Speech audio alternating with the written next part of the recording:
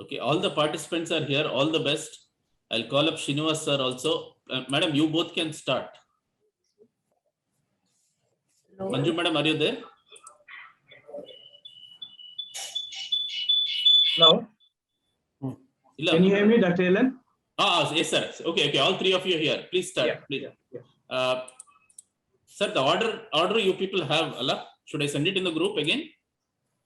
It's already there in the group. Okay, sir. Okay, you can call out the first person and start the session. One minute, sir. I'll just see. You can call out the first person, ask them to present, sir. They'll do it. They have experience. And one small thing to all the semi-finalists, all the best to all of you. 5 of you will be selected. One from each group will be selected for Dr. M.M. Joshi finals today. We will be announcing the timing. I think it is around 1:30. Asha madam will be announcing the timing to you. Okay. All the best. Sir, please take over.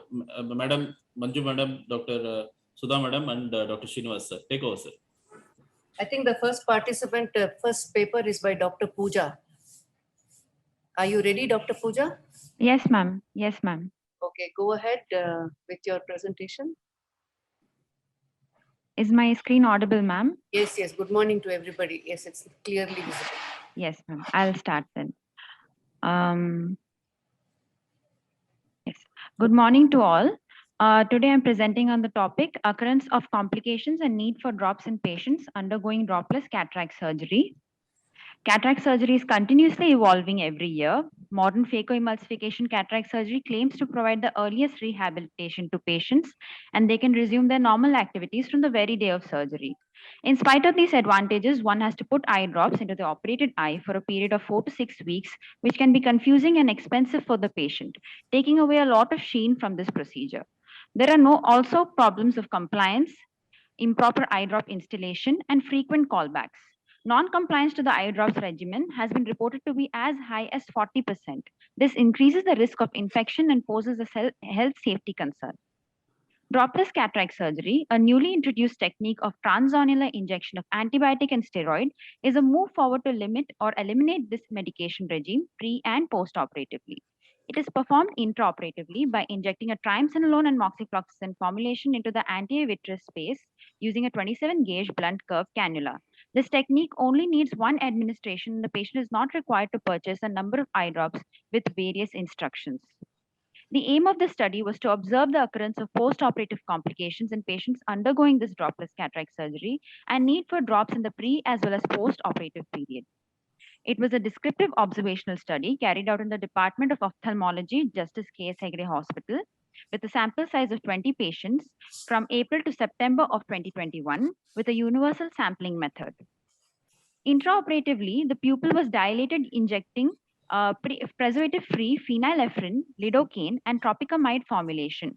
Then 0.1 ml, that is 4 mg of triamcinolone, was injected transonularly into the anterior vitreous, along with 0.1 ml of that is 0.5 mg of moxifloxacin intracamerally. In picture A, we see the intraop dilatation of the pupil as mentioned. In picture B, we see the injecting the triamcinolone transonularly, and the plume of intravitreal triamcinolone after injecting is seen in picture C. All patients were selected based upon the inclusion and exclusion criteria. Inclusion criteria being patients who are undergoing cataract surgery, that is phacoemulsification with IOL implantation. Exclusion criteria being known cases of glaucoma, steroid responders, cases that had complications during the surgery such as PC rupture, vitreous loss, zonular dialysis, unstable bag, and inability to deliver the drug. Patients who underwent vitrectomy in the past, who are allergic to any component of the drug being injected, one-eyed cataract patients, patients with any corneal pathology, patients with small pupil. A written informed consent was taken from all patients, and they were worked out in detail, including BCVA, slit lamp examination, IOP of both eyes, patency of the lacrimal system, dilated fundoscopy, and IOL powers calculated by biometry. Standard surgical protocols and procedures were followed. Results. 20 eyes of 20 patients were included in this study. Of the 20 patients, 45% were male and 55% were female. The age range of 51 to 90 years was the group with the most number of patients. On postoperative day 1, 4 patients complained of floaters, 15 patients complained of hazy vision, and 14 had reduced corneal clarity, which decreased to 0 number of patients after the 28-day follow-up period of the study. Of these, UCVA greater than 6/9 was seen in 18 patients at the end of the 1-month follow-up. Out of the 20 patients, there were no cases of endophthalmitis, increased IOP, or need for drops, as seen here. Discussion. The usual cataract surgery medication schedule can be confusing and expensive for patients, the main aim of which is prevention of infection and inflammation postoperatively. Patients inexperienced with eye drop use showed poor installation technique by failing to wash hands, contaminating bottle tips, missing the eye, and using an incorrect amount of drops as reported by Jella and et al. A study by S.P. Chi has indicated that due to this non-compliance, the patient's risk of endophthalmitis as well as other complications drastically increases. In India, this issue can be more serious in high volume, high camp setting, as there are less number of ophthalmic and healthcare workers as compared to the patients to educate them about good compliance. A study by S.K. Pandey et al. States the results of a survey conducted by the members of AIOS in 2014 that reported that 40% of ophthalmologists do opt for intracameral antibiotic administration. The entire pre and post-operative experience for patients in the current study proved to be simplified and inexpensive with no post-operative complications at the end of the 28-day follow-up period. This was in accordance with a study by Stewart et al. The findings of our study were similar to a study conducted by N. Bordeloy, where all the patients' mean IOP was normal at every visit and no patient needed any eye drops during the entire study. The study also reported all patients being free of floaters at the end of the follow-up period. Similar to our study, where our post-operated day 1, 4 patients complained of floaters, which decreased to 0 patients after 28 days. A study by Gangor et al. Reported patients to have higher IOP in the first week post-operatively. No such instances were observed in our study. In conclusion, in this study, none of the patients required any eye drops throughout the study. Patients who initially developed hazy vision and floaters post-operatively were free of it by the end of the 28-day period. There were no patients who developed endophthalmitis and or raised IOP in the entire follow-up period. Patients undergoing dropless cataract surgery during a study did not have any lasting complications and were free of instilling eye drops, making the experience a hassle-free and smooth one. These are my references. Thank you. Hello? Hello. Yes, ma'am. Yeah. So did you formulate this triamcinolone moxifloxacillin mixture in the OT? Yes, ma'am. Yes, ma'am. So Yes, what ma'am. was the strength, this thing that you took? Tell me. Ma'am, the triamcinolone is 40 milligrams in the vial. So we took 0.1 ml, ma'am. And moxifloxacin, we took 0.1 of that as well, coming up to 0.5 mg. That is 4 mg of triamcinolone and 0.5 mg of moxifloxacin, ma'am. Okay, any other questions? Dr. No, Dr. Pooja. Yes, sir. Just wondering whether any of the patients in your study Yes, sir. prefer to have the injection instead of applying the drops. Did you try to catch any data on that? So actually the patients were counseled about the floaters which they did develop. So they weren't very harrowed by it. They didn't complain about it because we had counseled them. So they were happy with the injection because it saved them a lot of even the patient attender, they Right. didn't have to instill the drop. So they were happy with the experience, sir. Okay. So there was an informed consent taken about the procedure, is it? Yes, ma'am. Yes, ma'am. They were exactly explained that this is a new technique and they might see floaters, but they won't have to put drops as such before or after. Your clinical examination, did it reveal anything different compared to the patients who use drops? As far Ma'am, as the actually, post-operative inflammation is concerned? there was a reduced corneal clarity, ma'am. There's a little edema as compared to the patient with drops.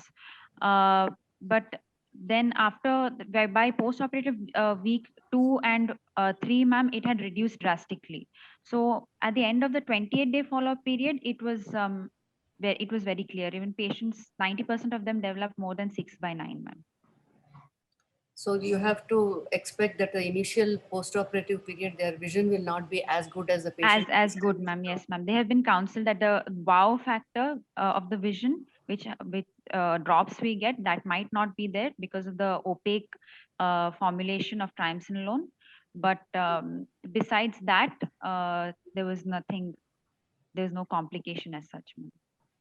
Okay, so there was both the corneal edema as well as the vitreous floaters. Both of them contributed to decrease in vision, is it? Yes, ma'am. Initially.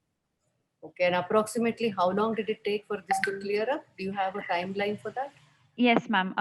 There were 4 patients who developed floaters, ma'am, and by week 2, it had all dissipated, ma'am. By week 2. No, the clarity of vision also. Ma'am, the vision they could see How 6 bad by. They could see 6 by.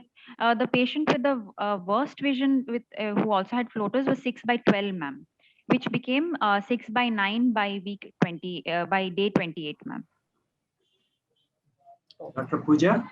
Yes, sir. Could you correlate the corneal edema to any of the events that happened during the cataract surgery, or would you attribute it to the use of triamcinolone?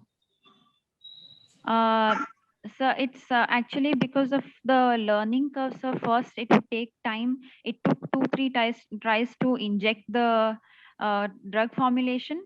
And as our sample size, like we collected more patients, that instance reduced, sir. Oh, Yes. thank you. Yes. Thank you, sir.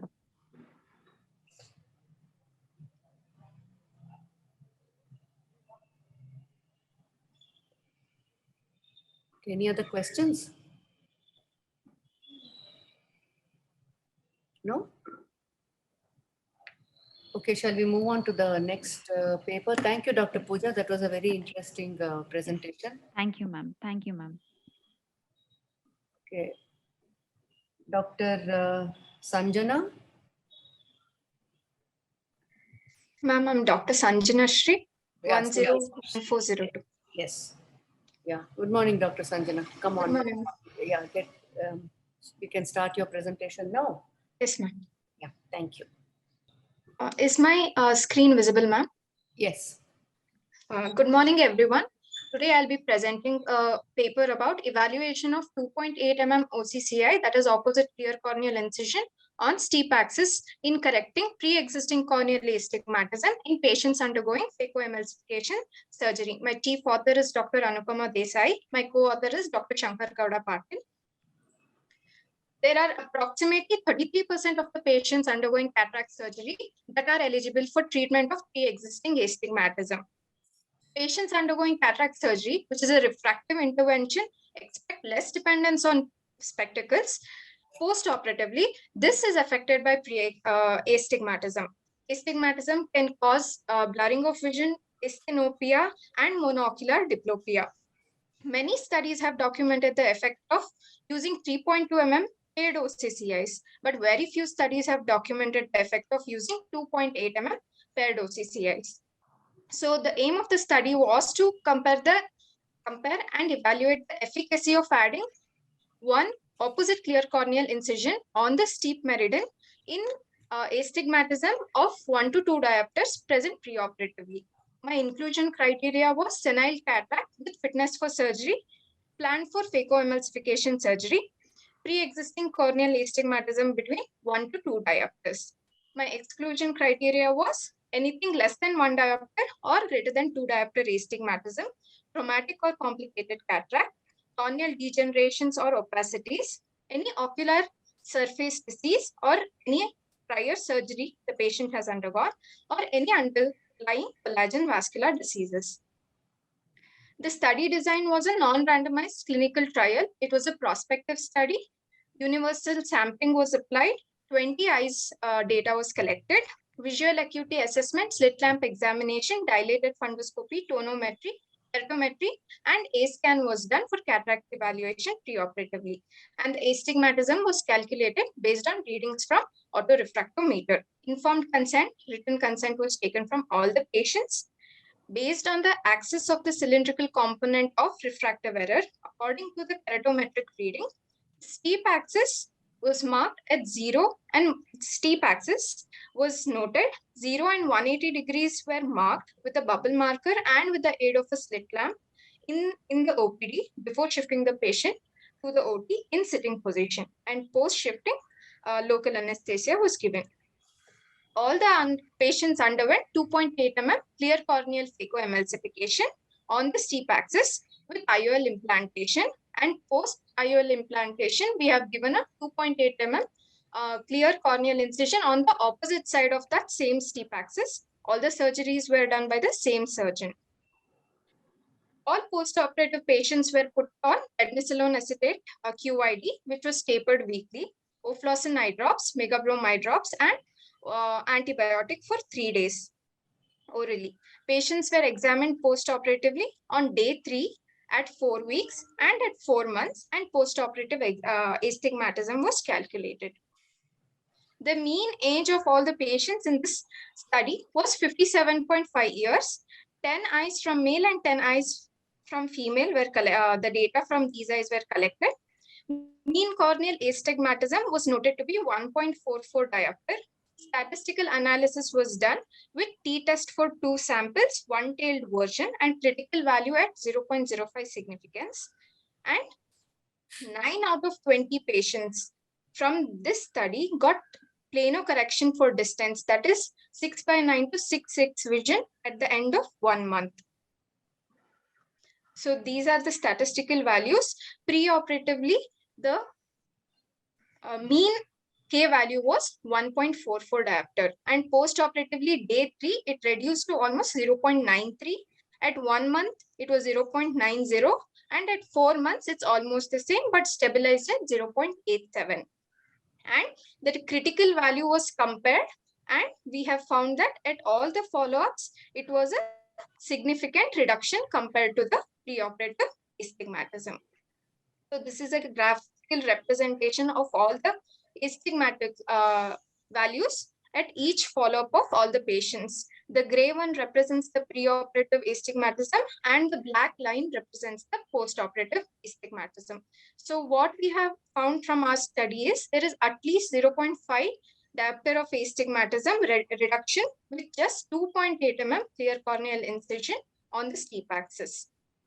Coming to the discussion, the paired opposite clear corneal incisions are placed on the steepest meridian to enhance the flattening effect of the clear corneal incision that is placed on the steep axis during phacoemulsification surgery. Small clear corneal incisions produce less surgically induced astigmatism and axial change, and they produce a stable flattening effect over a long term. Lever and Dahan first described such a study in the year 2000. They have stated that 3.5 mm OCCIs have corrected up to 2 diopter of pre-existing astigmatism. In our study, there were no post-operative complications. There was no theoretical, yes, there is an increased risk of endophthalmitis or wound leak post-operatively because we are giving an additional incision, but no such complications were documented throughout the follow-up. So I would like to conclude, and we also know that toric is a good option to correct the astigmatism, but it is an expensive modality, and the rotation post-operatively is also a hassle to correct. And there are various other procedures like arcuate keratotomy and limbal relaxing incisions, which need additional instruments for evaluation. So this is a very good technique in a camp setting or in a primary or secondary healthcare center where we do not have too many modalities to evaluate and additional instruments. I would like to conclude saying that paired opposite clear corneal incisions, it is a simple, effective, predictable intervention. It requires no additional instruments. It requires no added skills at no added cost, and it can be done in the same sitting as that of cataract surgery for a better refractive outcome to the patient. Thank you. Thank you, Dr. Sanjana Shri. That was a nice presentation. Now, were you using the same keratome blade to create the second incision also? Yes, ma'am. And it was a full thickness corneal incision, is it? Yes, ma'am. So did you have any patients here whose axis was not 90-180 degrees? Yes, ma'am. Actually, 0 and 180 were marked just for the reference. And with the axis marker, we checked for the steep axis in the OT, ma'am, while operating and marked the steep axis. So once the phacoemulsification surgery was done and post-IOL implantation, just 180-degree opposite to it with the axis marker as a reference, the opposite incision was given.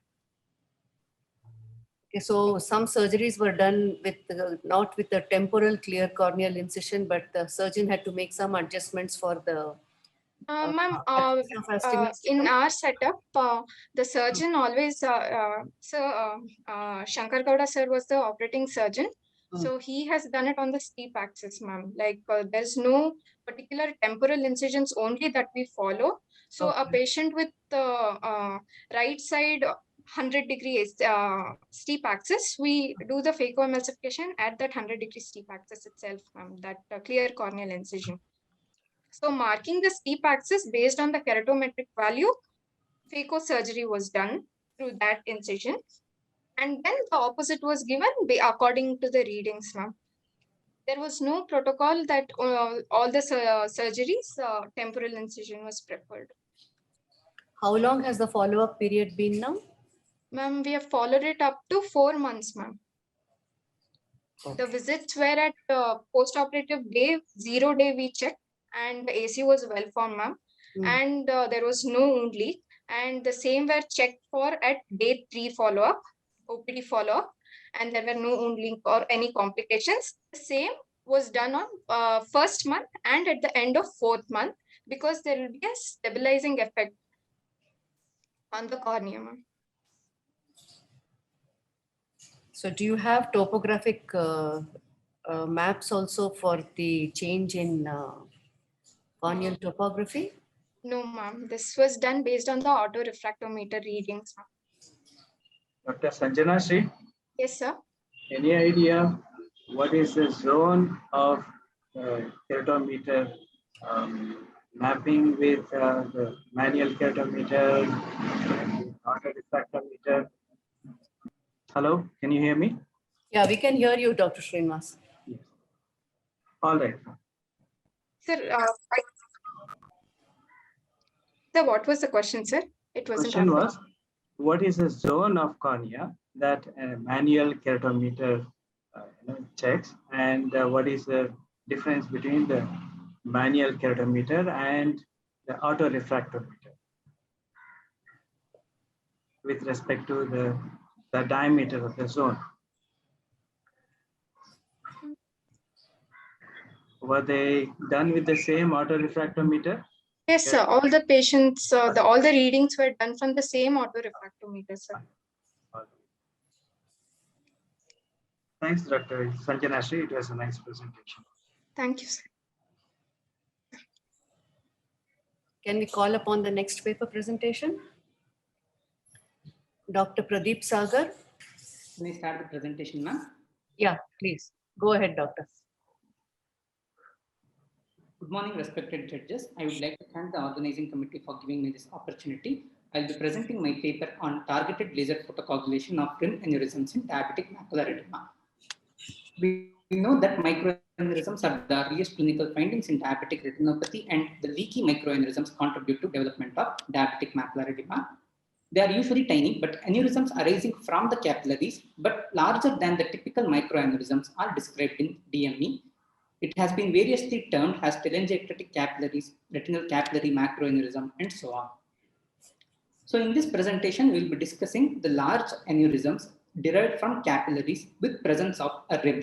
So this is the fundus photo where we can see that there is an aneurysm which is larger than the typical microaneurysm and has a white rim around it. On OCT, we see it as a hyperreflective rim with a hyporeflective lumen. So in a retrospective study, we noted that DME due to the capillary aneurysms with rim respond poorly to anti-VEGF and slightly better to steroids. So the purpose of this study was to assess the efficacy of targeted laser photocoagulation in management of DME secondary to the rim aneurysm. It is a retrospective study. The inclusion criteria included DME with capillary aneurysms with rim. We included both the treatment naive eyes and eyes with poor response to intravitreal therapy. Capillary aneurysm with rim were identified on color photograph and confirmed on OCT as it was shown in the introduction part. Laser photocoagulation was performed with a double frequency NDR to achieve complete blanching of aneurysm. Patients were followed up every 4 weekly until the resolution of edema and 3 monthly after the resolution of edema. We included 9 eyes. Let's discuss the cases. Case number 1, this patient responded poorly to bevacizumab. So we identified this aneurysm and we lasered. 2 months after laser photocoagulation, we can see that there is complete occlusion of the aneurysm, which is confirmed on OCT by the absence of the hyporeflective lumen. And we can see that there is a complete resolution of macular edema. There was no recurrence until his last follow-up for 6 months. Case number 2, here we can see that there is neurosensory detachment with presence of an rim aneurysm. 2 months after laser photocoagulation, we can see that the aneurysm is barely visible, and we can see on OCT that there is a complete resolution of neurosensory detachment, and the aneurysm is completely occluded. As we can see over here, there is no hyporeflective lumen.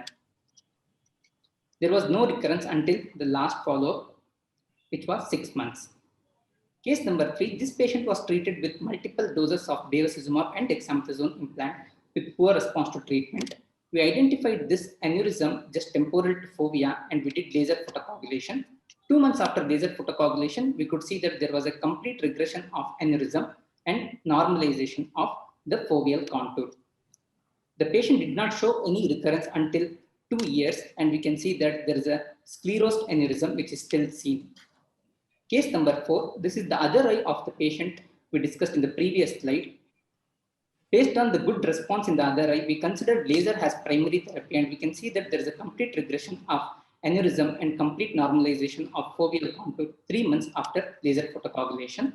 This patient had recurrence of macular edema after 18 months due to development of a newer rim aneurysm, which is confirmed on OCT, and we can see that there is a center involving diabetic macular edema. Case number 5, a similar response was seen with complete regression of aneurysm with almost resolution of macular edema, but this patient had a recurrence at 12 months for which he was started on anti-VEGF. Case number 6, the aneurysm was completely regressed at 3 months, but the resolution was incomplete. The subretinal fluid was completely resolved, but the intraretinal fluid was persistent. He is lost to follow-up after 3 months. Case number 7, we see that post-laser, the aneurysm still shows a hyporeflective lumen indicating a poor treatment. And in OCT, we can see that the SRF is resolved, but the intraretinal fluid is still persistent. So a repeat laser is performed and the follow-up is awaited.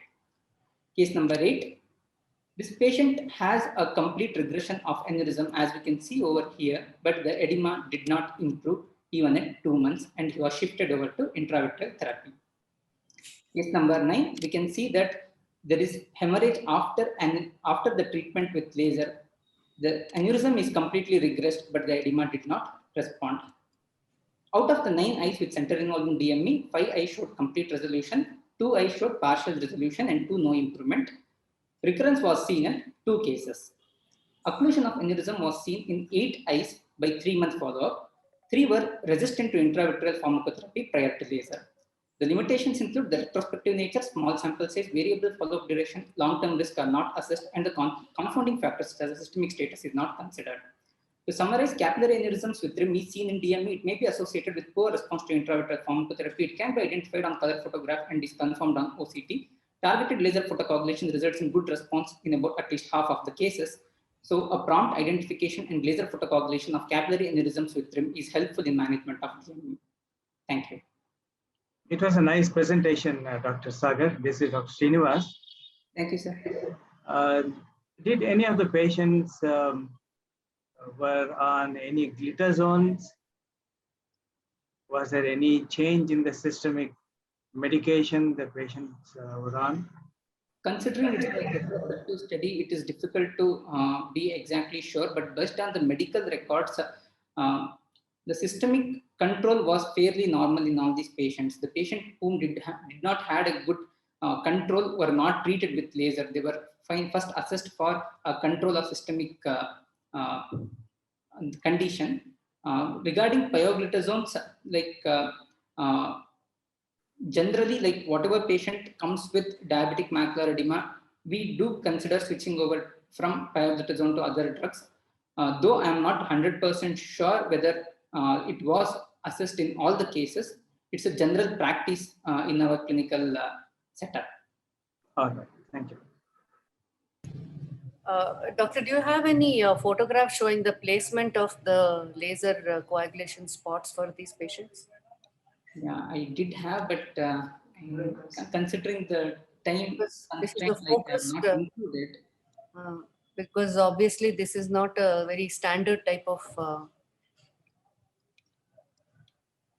Yeah, like we usually laser over the aneurysm. We treat the aneurysm so that this entire aneurysm becomes white. So do you have any size criteria of the aneurysm also, beyond which you will not choose to treat or anything like that? Nothing? There's no specific size as such, but what we have noted is like more than 125 microns are the one which does not respond very well to therapy. In another retrospective study, which I'm not discussing as a part of this presentation, we noted that aneurysms larger than 125 micron in size, like the vertical diameter calculated on OCT, if it's more than 125 micron, they are the ones which did not respond very well to therapy, and those were the ones which we primarily considered for laser.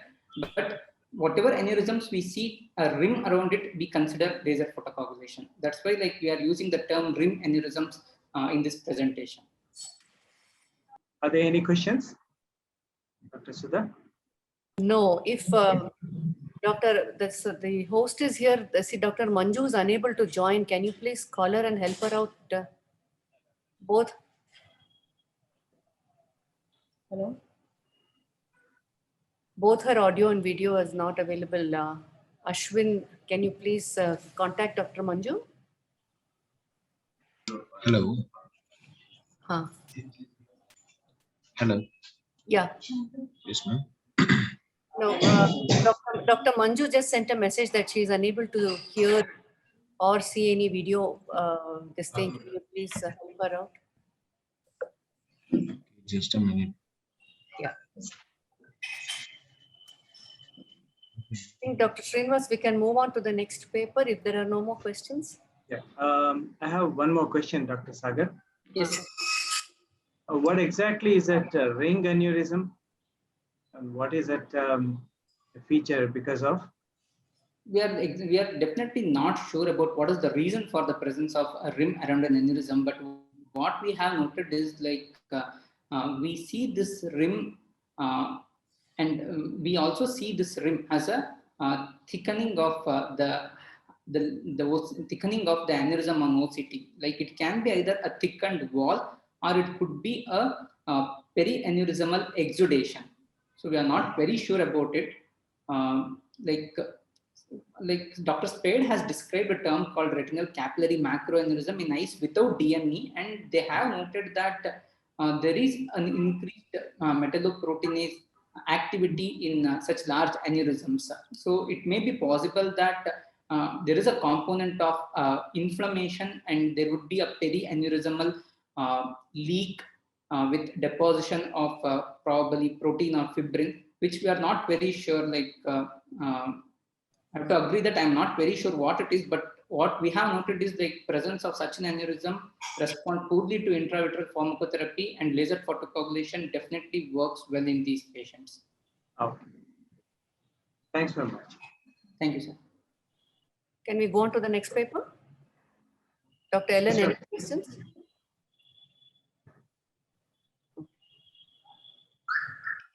Dr. Vinay Kumar. Yes, ma'am. Yeah. Welcome, doctor. Yeah, thank you. Can we start your presentation on subhyaloid hemorrhage management? Yes, ma'am. You're visible, you're audible, so you can start your share screen.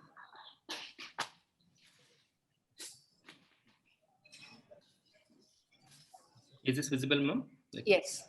right. Yeah. A very good morning, everyone. And I'm presenting the paper like under medical retina section. Like the title is Management of the Subhyaloid Hemorrhage with NDR Hyalodotomy.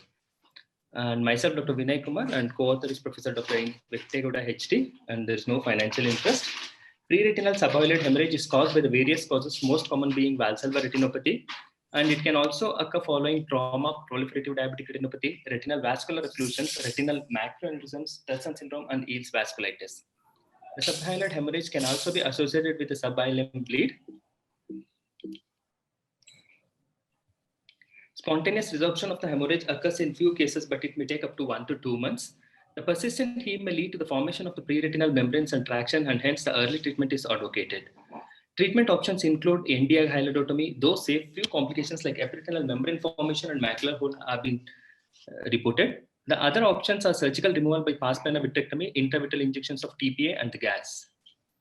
Our main aim is to study the effect of NDI hyalodotomy in patients with a subhyaloid hemorrhage in various retinal diseases. It's a retrospective study with patients with pre-retinal subhyaloid hemorrhage treated with YAG hyalodotomy were included. Sample size was 12 eyes. All patients underwent best-corrected visual acuity, slit lamp examination, a dilated fundus examination, fundus photo, optical coherence tomography, and ND-YAG hyalodotomy with the patient consent, and above tests were repeated after the YAG laser. Zeiss Visual's YAG-3 was used with the ocular mainstay lens and anti-focus single spot, and the power was titrated, but usually between 4 to 6 millijoules. And the results were 12 eyes of 12 patients were examined, and 10 were male and 2 were female. The mean age was 48 years, and the mean duration of the symptom was 14 days. And ND-YAG hyalodotomy was successful in about 91.6% and unsuccessful in about 8.4%. Sorry. 8.4%, and it was a case of proliferative diabetic retinopathy where pars plana vitrectomy was done. Distribution of the cases based on etiology, like most common being the valsalva retinopathy, was like 41.6%, and followed by proliferative diabetic retinopathy, and trauma, branch retinal vein occlusion, and retinal macroaneurysms. And this is the chart of patient characteristics where we can see the best corrected visual acuity increased over 6 weeks, like in all the patients except for one unsuccessful laser where vitrectomy was done. So these are the fundus photos from each of the etiological groups. So this is the case of like valsalva retinopathy before laser and after ND-YAG hyalodotomy, and at 6 weeks after the laser. In the OCT, in the down and right, like we can see a sub-ILM pocket where in case of valsalva retinopathy, usually it is associated with both subialoid and sub-ILM bleed also. This is the sub-ILM pocket, like because of the, since ILM is taught, like it takes few months to years for the collapse of this space. This is a case of proliferative diabetic retinopathy where we can see the neovascularization of the disc and suboiled hemorrhage. We did 3 sittings of panretinal photocoagulation. After the 3rd sitting, we did ND-YAG hyalodotomy on the same setting where the suboiled hemorrhage was drained. These were the cases like where we advised like vitrectomy like after the 3rd sitting, at least after waiting for a month. But definitely like we can try YAG hyalodotomy before advising for the vitrectomy. This is a case of post-traumatic suboiled hemorrhage, and where in case of trauma, like the bleeding can be there like in multiple layers like subhyaloid, sub-ILM and subretinal bleed. So in the after the laser, like we can see a pocket of sub-ILM bleed, but the fovea was spared and the vision was 6/9, and we didn't do anything for this sub-ILM bleed. And this is a case of a branch retinal vein occlusion where we can see the supratemporal sclerosed vessels with the NVE.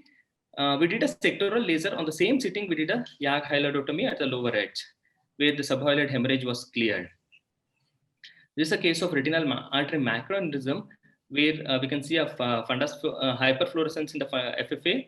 And since the lower edge of the subhyaloid hemorrhage was close to the fovea, we did a laser at the temporal edge and asked the patient to lie down temporally. Though the subhyaloid heme cleared, there was a macular scar at the fovea where the vision improved up to 6/60 at 6 weeks. Coming to the discussion, like there are many studies like where they have done the YAG hyalodotomy in case of like valsalva retinopathy and Turson syndromes.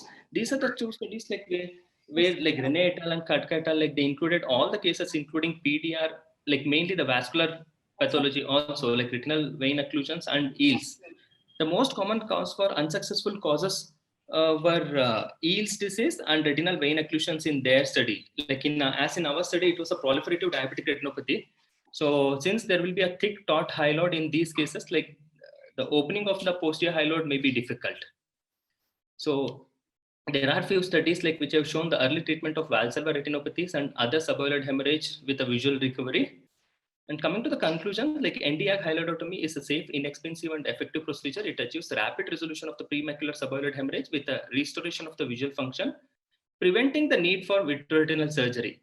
The final visual prognosis depends on the underlying cause of the subhyaloid hemorrhage and the accompanying macular changes.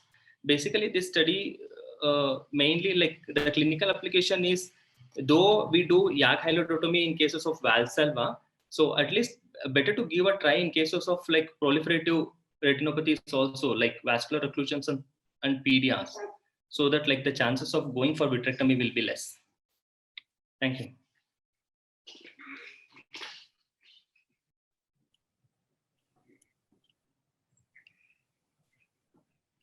Thank you, Dr. Vinay Kumar. It was a nice presentation. This is Dr. Srinivas. Thank you, sir. Did you choose the size of the subhyaloid hemorrhage to be suitable for this procedure, or fluidity of the blood, or any other criteria? No, sir. Like, usually we chose the cases like where the subhyaloid hemorrhage was affecting the vision.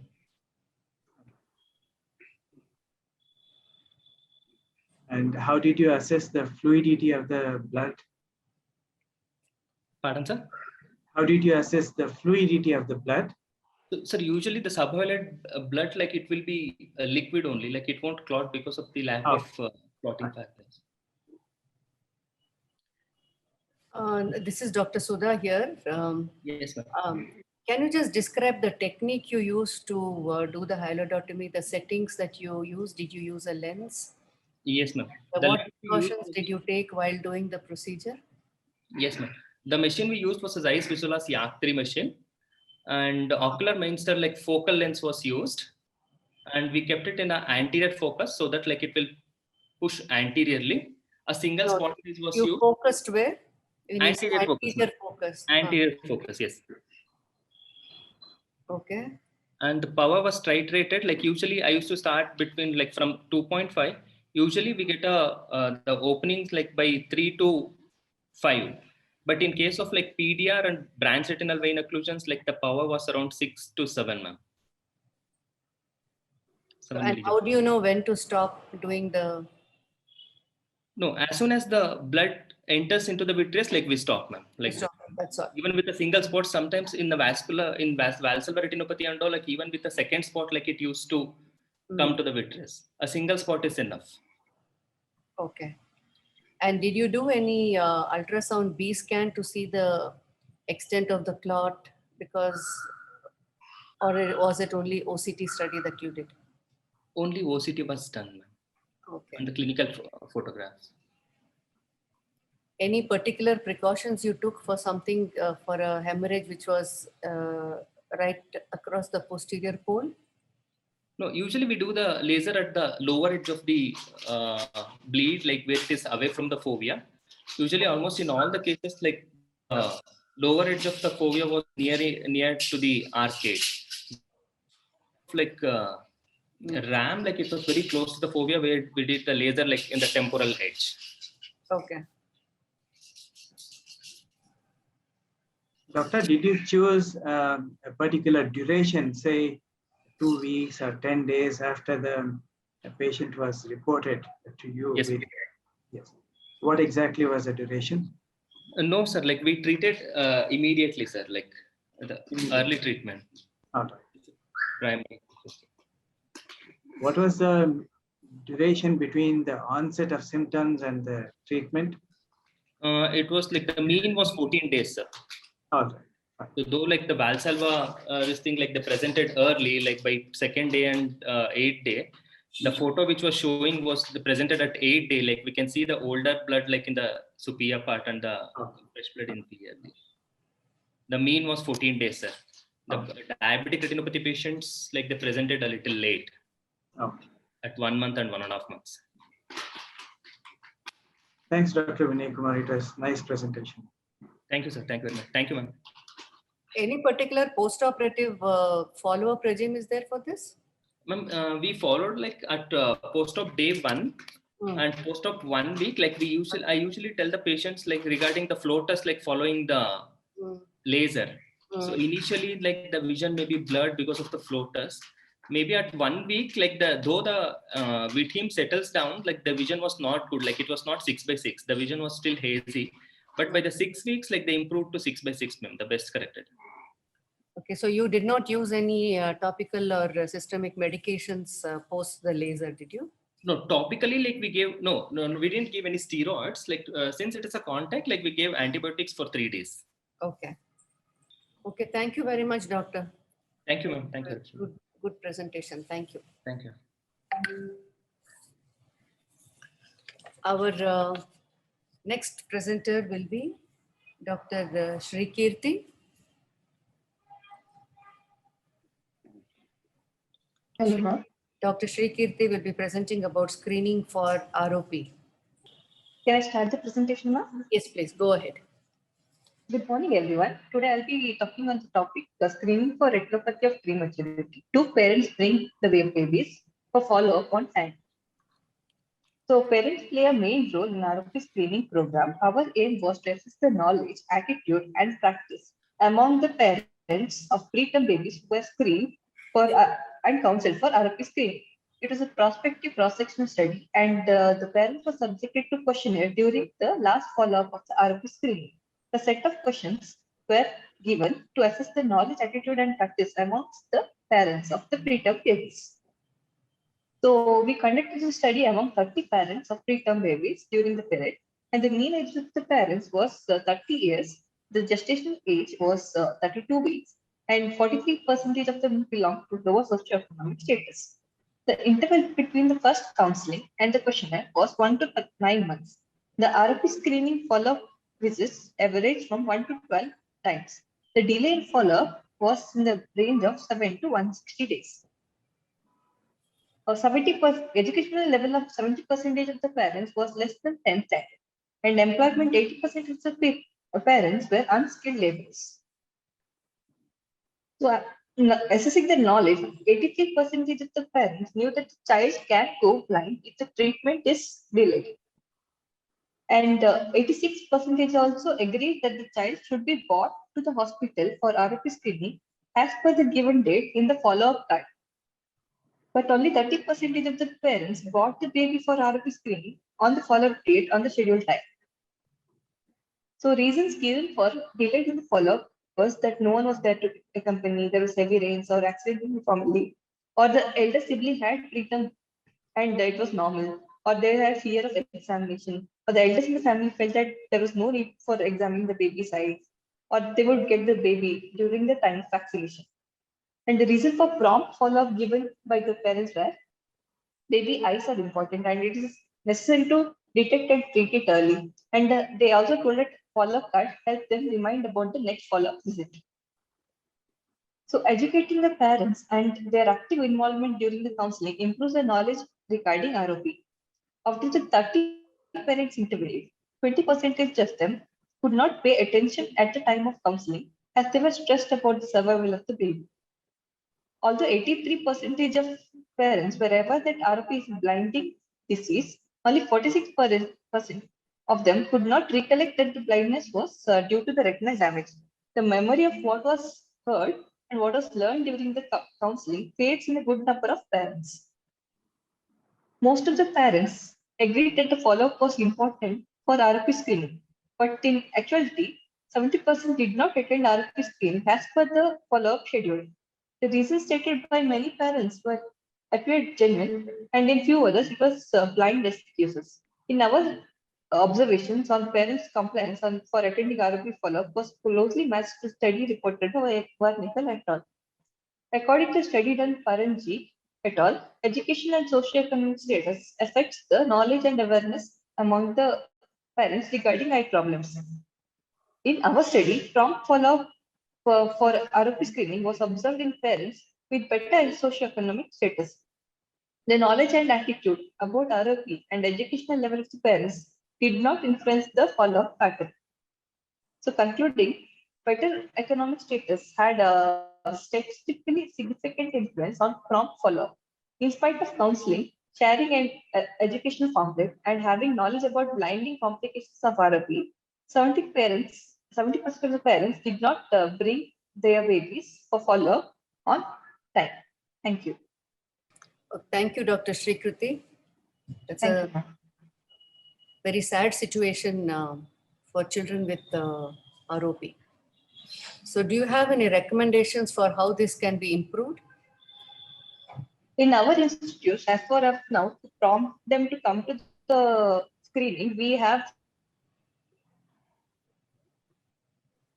we can call up and remind them about the dates of the follow-up. We also have given them a card which reminds them of the date for which the babies has to be got to the hospital. And also we can plan for organizations so that we can promote them to come to the hospital on time. Okay. Did you find any influence this thing here amongst about the influence of pediatricians in the children who did come for follow-up? Were the children in parents coerced to go for follow-up because the pediatrician told them to do so, or anything like that? Because I'm sure these children are seeing the pediatrician quite often because of Yes, ma'am. issues in infancy. Since like when they will be in the NICU, they will be under NICU care. So the pediatricians also can play a role in the prompting, influencing the parents on the importance of the checkup of the eyes. Thank you, Dr. Srikriti. It's a very, very significant finding that 70% of parents didn't bring their babies for the follow-up. And no matter what the knowledge somebody has got, action has to be put in. Otherwise, the child will go blind.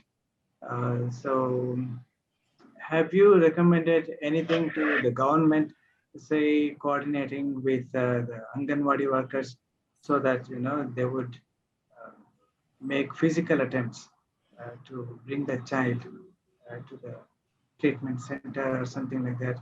That is one of the things that you might consider. This is anyway. Yes, sir, we are still working on it, sir. Do you think the cost of the treatment also has a bearing on this subsidizing cost of ROP treatment will help the parents to bring them for Yes, ma'am. It might help.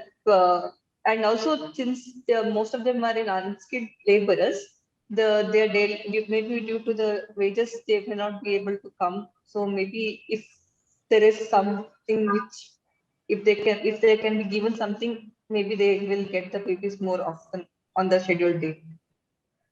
But we are still working on it. Maybe some kind of incentive to the parents to bring the child in terms of cash. Yes, sir. Yes, sir. That might be improved. Yes, sir. Thank you, doctor. Thank you, sir. Thank you, everyone. Thank you. The next presentation will be by Dr. Nagashri. Yes, ma'am. Yeah. Yes, ma'am. Welcome, doctor. You can go ahead with your presentation on ocular manifestations of rickettsial diseases. Yes, ma'am. Yeah. Ma'am, is it visible, ma'am? I think it has, yes. Yes, that's perfectly fine. Go ahead. Good morning, one and all, and good morning to the respected judges. I thank everyone for giving me the opportunity. I'm Dr. Nagashri from Basveshwara Medical College and Hospital, presenting a paper on ocular manifestation in rickettsial disease with the help of Chief Author Dr. Sunil Ganekar. Introduction. Rickettsial zoonoses are the infections caused by the obligate gram-negative bacteria, which are transmitted by the bite of infected arthropods. Systemic involvement is characterized by the triad of high fever, skin rash, and generalized malaise, which is associated with the headache. Most of the patients with the ocular involvement are asymptomatic with self-limited course and hence may be easily overlooked. Ocular complaints associated are decreased vision, redness, floaters, or scotomas. Ocular findings in rickettsial disease include conjunctivitis, keratitis, anterior uveitis, panuveitis, retinal vascular changes, retinitis, and optic nerve involvement. Posterior segment changes being more common. Ocular involvement associated with the rickettsial infection has a self-limited course but can result in persistent visual impairment. Though rickettsial disease is a common, there is paucity of the reports of the ocular manifestations in rickettsia, thus the study is undertaken. Coming to materials, it is a retrospective analysis of the 50 patients with the rickettsial disease. All patients with the clinical signs suggestive of the rickettsial disease with wheel Felix test positive titer of more than 1:80 were included in the study. Visual acuity was assessed at the bedside for the bedridden patient and using Snellen's chart for ambulatory patient, and pupillary examination were performed. Patients were assessed for ocular alignment and extraocular movements. Anterior segment examination, which was performed with the help of slit lamp biomicroscopy, and dilated fundus examination with slit lamp biomicroscopy and indirect ophthalmoscopy. Can I interrupt, Dr. Nagasri? Your Yes, slides sir. are not moving. Hello, sir. Your slides are not moving. Pardon, sir. I didn't get, sir. You're We not are still switching over seeing to the only next the slide. first slide. We are still seeing only the first slide. Oh, okay, ma'am. One second, ma'am. Now, ma'am. No, it's still the same.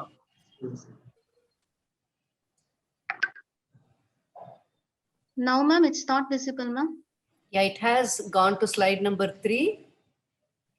Yes. Yeah, I think now you're all right. Ma'am, it's now visible, ma'am. Yes, it's fine now. Ma'am, if I'm enlarging, it is not showing, ma'am. Can I present like this, ma'am? No problem. No Yeah, problem. Okay, okay. Thank you, ma'am. Thank you, sir.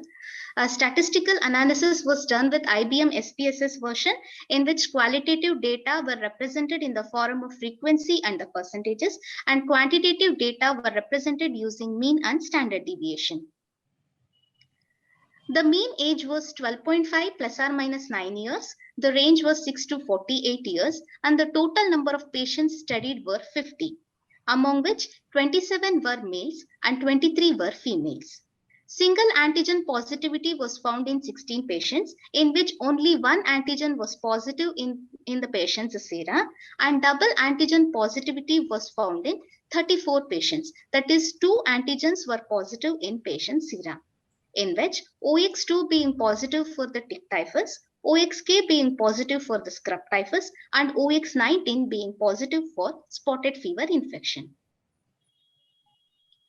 In our study, the results, 37 eyes of 27 patients, that is 54%, had ocular manifestation, in which 17 patients had unilateral and 10 patients had bilateral manifestation. The most common manifestation was retinitis, affecting 7 patients, that is 25.92%, and next most common was vasculitis and papilledema, affecting 6 patients each. The next most common manifestation was macular edema, which affected 4 patients, and the next manifestations were vasculitis with macular edema, papilledema with 6 cranial nerve palsy, isolated 6 cranial nerve palsy, and optic neuritis, affecting 1 patient each. So this is the diagram depicting the posterior segment manifestation. Diagram A depicting the multifocal retinitis, yellowish white retinal patches, and diagram B depicting the neuroretinitis, which is associated with the macular edema, and diagram C, which is depicting juxtapapillary retinitis, which is associated with the hemorrhages, and diagram D depicting retinal vasculitis, which is also associated with the macular edema. Coming to the discussion, our study showed an ocular involvement of 54%, which was also comparable with the 2 other studies. And the most common manifestation was retinitis and retinal vasculitis, which was also comparable with the other study. And the next common manifestation was cystoid macular edema and optic disc edema, being 11 and 4%, which was also comparable with the other studies. Coming to the conclusion, rickettsiosis patients can have ocular manifestation with predominant posterior segment involvement during acute phase of the illness. Ocular involvement was more common in the double antigen group. For any patients presenting with the fever and the rash living in an endemic area, ophthalmic evaluation should be a part of routine checkup during acute phase of the illness associated with the less frequent ocular symptoms.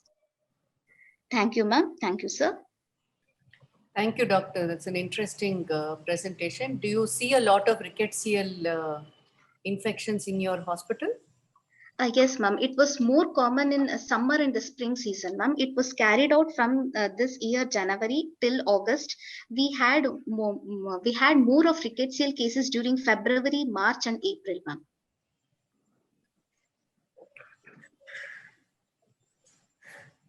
So is it now this routine thing for all patients to be screened for have ocular screening now if they have rickettsial disease? Ma'am, especially in an endemic area, ma'am. Actually, a part of Chitradurga village and part of Davangere village, ICMR guidelines they have given, ma'am. Like few parts in the central Karnataka are endemic for rickettsia. So based upon that, we started studying and we started seeing the manifestations, even though patient did not have any ocular complaints. So we were interested to find many of the posterior segment findings, even though patient did not had complaint. Okay, that's interesting. I didn't know there was an ICMR guideline for this.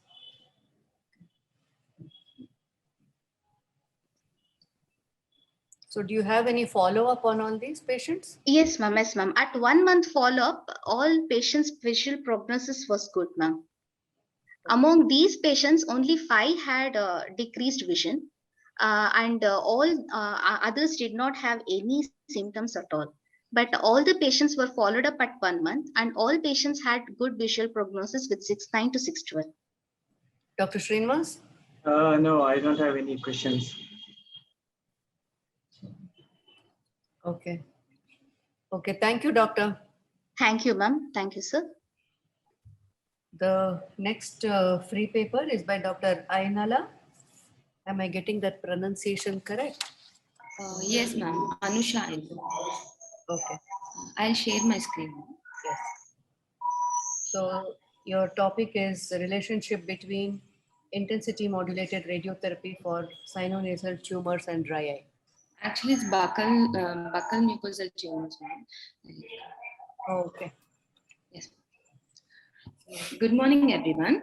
Today I'll be presenting on relationship between intensity modulated radiotherapy for buccal mucosal tumors and dry eye. Introduction. Lacrimal glands and ocular surface provide adequate tears to lubricate eyes and protect the ocular surface tissues.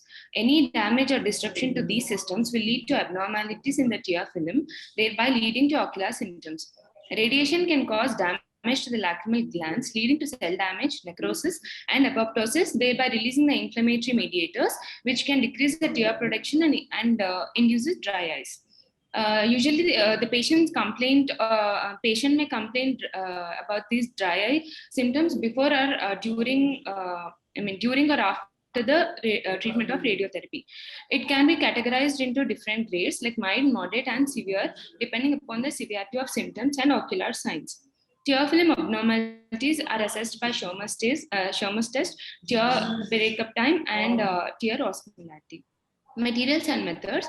This is a prospective cross-sectional study conducted in Department of Ophthalmology in MS Ramaiah Medical College and Hospital, which includes 16 patients who underwent intensity modulated radiotherapy for buccal mucosal carcinomas. Among these patients, 56% were females and 44% were males. All these patients were treated with intensity modulated radiotherapy with a median dose of 48 gray units. All these patients underwent ophthalmic examinations like tear meniscus height, tear film breakup time, measurement after installation of 5 microliters of 2% fluorescent sodium, ocular surface fluorescent staining of the cornea, Schirmer's 1 test before radiotherapy and after radiotherapy at 1, 3, and 6 weeks respectively. Coming to the results, the total number of patients who underwent radiation were 16 patients, out of which highest number of patients underwent radiation from a range of 48 gray units and 60 gray units. And so the median range we have taken is 48 gray units. And the correlations are, according to the Pearson correlation, there was a negative correlation of the tear meniscus height at first week, and also T-BUT was negatively correlated at the first week, but then it was positively, the T-BUT was negatively, tear meniscus height was positively correlated at 3 weeks and also at 6 weeks. Coming to the Shermers, it was all the same, at before and after, and the p-value was significant only for T-BUT after 1 week, and no significant p-values after 3 and 6 weeks. Discussion: patients undergoing intensity modulated radiotherapy for head and neck cancers may have increased incidence of dry eye disease, and the exact mechanism is unclear. In the treatment of head and neck cancers, radiotherapy can be used alone or in conjunction with chemotherapy or by following surgical resections. Radiotherapy-induced toxicity can be classified as acute, that is within 3 months, or late, like more than 3 months after completion of the treatment. And it may significantly impact on patients' quality of life. Intensity modulated radiotherapy is an advanced radiotherapy planning technique that uses non-uniform radiation beam, which intensities to maximize the delivery to the target volume while minimizing the radiotherapy dose to the surrounding normal tissues. Studies have demonstrated that IMRT significantly reduces the incidence and severity of acute and late radiation-induced adverse effects such as mucositis, xerostomia, radiation-induced blindness, and severe dry eye compared to conventional treatment. The incidence of dry eye disease after radiotherapy is considered to be dependent on the total dose of radiation delivered. Parsons et al. Demonstrated that incidence of dry eye disease with dosage of less than 30 gray units is 0%, whereas it was increased to 100% at a dose of more than 57 gray units. In a study conducted by Bandari et al., incidence of dry eye was 6% at 35 to 40 gray units, 50% at 45 to 50 gray units, and 90% at 60 to 65 gray units. Most of the studies reported that dry eye syndrome begins to increase at the threshold of more than 30 gray units. In our study, with the median dose of 48 gray units, 11 patients had dry eye, out of which 6 patients had a significant improvement in dry eye after 3 weeks, whereas 5 patients had improvement at 6 weeks post IMRT. So all these patients who were having dry eye were started on hydroxypropyl methyl cellulose. Conclusion: the intensity modulated radiotherapy for buccal mucosal tumors is relatively safe to ocular structures, and patients develop only transient symptoms of dry eye, which resolve spontaneously. These are my references. Thank you. Thank you, Dr. Anyala. Anusha Anyala. Yes. This is Dr. Srinivas. Yes, sir. Good morning, sir. Good morning. Did you find that the radiation dosage was cumulative or the 48? So the 48 gray units is a median that we have calculated, sir. But then here, most of the 6 patients underwent the dosage of 45 gray units, and 6 patients underwent at 60 gray units. So based upon that, we have calculated only 1 patient underwent 25, and some 2 or 3 patients underwent the 66 gray units. So most of the patients underwent 45 and 60. Based on that, we have taken the median of 48 gray units. Okay. Was it given in aliquots or one-off treatment? So was it divided into different doses? Actually, this is an adjuvant radiotherapy, sir. So it was like for different patients based upon the tumor size, it was given in a different dosage form, sir. Okay. Any other questions, Dr. Sudha? Was there any difference between the whichever type of tumor which was radiated and the incidence of dry eye? No, ma'am, not depending upon the tumor, only because all these are the buccal tumors, ma'am. So some were having at the base of the tongue, some were having at the right and the left sided. So we couldn't make out the side because so it was only upon the radiation the dry eye was there, ma'am. Radiation dosage. Dr. Anusha, can you just think of the mechanisms through which the patients might develop dryness because of the radiation? even though the exact cause is not known, what Yes. could be the different mechanisms? So this radiation can cause damage to the lacrimal glands. So thereby it causes necrosis, and thereby it also increases the inflammatory mediators, and also this can be one of the mechanism for causing dry eye post radiotherapy. So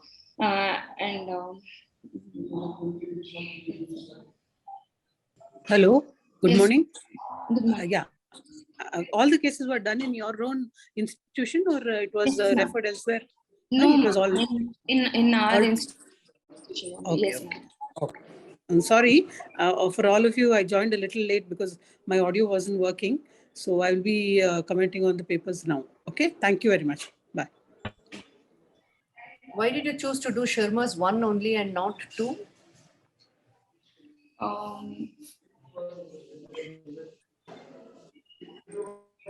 Reflex, we wanted to measure this reflex tearing also, ma'am, if it is present or not. So that's why we have chose Sharma's 1 test. So I think that would have told us whether there was any change in basal secretion of tears or not, no? Yes, ma'am. But we wanted to, so we also wanted to see this reflectors, so we have chose Sharma's 1 test.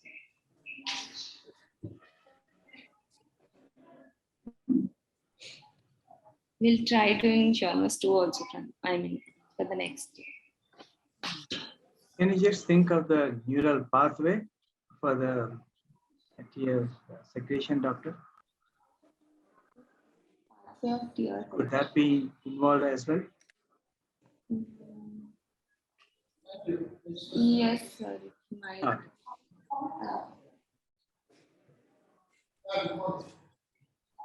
Thank you, Dr. Anusha. It was a Yeah. nice presentation. Thank you, sir. Thank you. Dr. Alisha, are you ready with your presentation? Good morning, ma'am. Yes, ma'am. You can start sharing your screen. Yes, yes. Neonatal tear film protein analysis. Is my screen visible, ma'am? Yes. Okay. Good morning, everyone.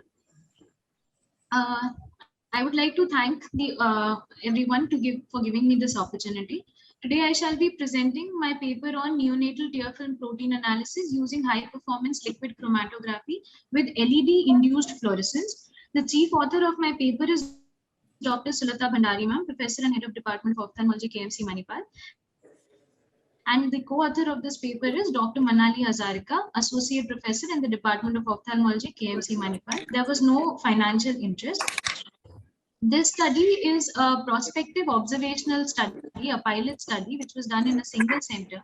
IC approval was obtained and the study has been registered with CTRI.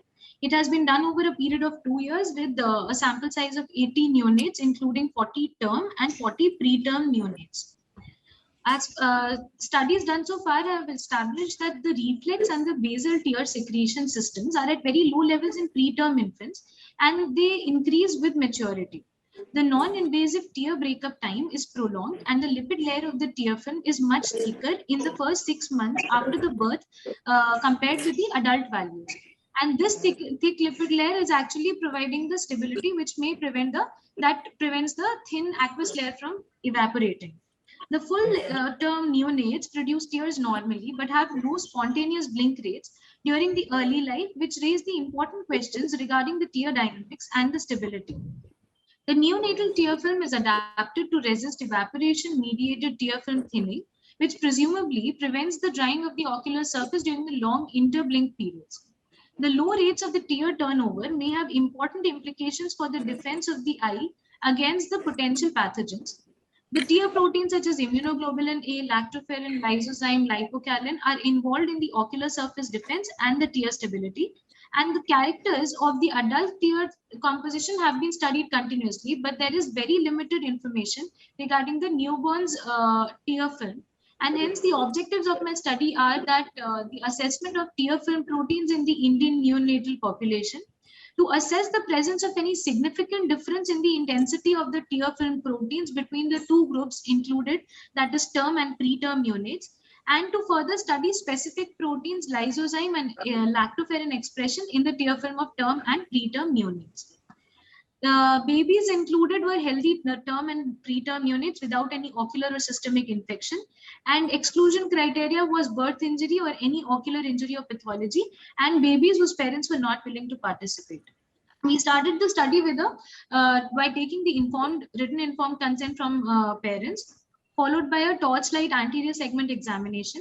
Then under aseptic precautions in the NICU setting, Schirmer strips were placed in the inferior conjunctival fornix of the left eye of the neonates for 5 minutes. The wet Schirmer strips were then collected in labeled 0.2 ml Eppendorf tubes and then transported in an icebox to the laboratory, where processing of the sample was done, which actually means the dilution of the samples in grey water. Then the sample was centrifugation was done, and then if required stored in minus 80 degrees Celsius. The analysis of the samples included the separation of the proteins, for which we used the HPLC system, in which there is a C8 column, which is a narrow bore column, in which the samples were injected, and with the difference of polarity and non-polarity, the samples were separated, the proteins were separated, and they were then seen in a capillary which is connected with this column. Over this capillary, 278 nanometer of LED was used to excite these proteins that were eluting from the column, and then the induced fluorescence was then collected and recorded digitally as chromatograms. So at the end of the analysis, we have 80 chromatograms, 40 term and 40 preterm. So the average of 40 term chromatograms and 40 preterm chromatograms were taken out, and then normalized intensity against time has been plotted. So these are the two average chromatograms of term and preterm samples. The peaks that are being seen are actually depicting the proteins against time in seconds. So the total process and analysis was done over 40 minutes. The red peaks are depicting the preterm average chromatogram, and the black is term. So here we can qualitatively assess that there is a significant difference between the term and the preterm tear fluid analysis in respect to the intensity of the proteins. This was further statistically analyzed using principal component analysis using a software that is Grams 32 software. Here we use the initial mean chromatograms and then the individual chromatograms of term and preterm babies, and then the variation of each sample with the mean chromatogram was noted, and that is known as the variation spectrum. This variation spectrum was then analyzed using software algorithms by the software using different algorithms to determine the variance of the different factors. This on the right side, the plot that we see is actually showing us after the statistical analysis, showing a significant difference between the term and the preterm. The left side being the left side showing a more of preterm, that is red arrows, and the black arrows are the term. So through statistical analysis, we could see a significant difference. Following this, the next objective was to study the specific proteins, that is lysozyme and lactoferrin. This was done using a co-injection study. This co-injection study is basically done by determining the eluting time of the specific protein. So initially we took the samples, these lysozymes and lactoferrin were procured from the market, and the sample of lysozyme was actually independently first injected into the HPLC system to know the eluting time. And here we see in the two graphs, these are basically two graphs depicting the co-injection study done in term and preterm samples, and in each graph we can see three colored lines. The black one is the independent lysozyme study, lysozyme elution, which if we see the time in seconds, it was eluted at around 1630 seconds. So first lysozyme was injected, then the term samples were injected through the same system to get the in the left one to get the purple peak, and then the lysozyme was co-injected along with the term samples to get an increase in the peak, which shows that confirmed that this peak was seen in the tear samples of the term babies was due to lysozyme, and hence so that was seen in the term babies on the left. In the preterm, same thing was repeated, and we can see a smaller increase was noted with the lysozyme being co-injected in preterm samples. So from this, we can analyze that lysozyme was found to be more in term samples than in preterm samples qualitatively. Similar thing was done with lactoferrin. After procurement, we had first independently injected the lactoferrin into the system to get the eluting peak at around 1640 seconds. And then term samples and preterm samples were injected, and then co-injection technique was done. And here we can clearly see that in the left side term samples, after co-injection, there is a greater increase in the width and the height of the blue colored peak, and a smaller peak in the smaller increase in the right side preterm samples, which is depicted in green color.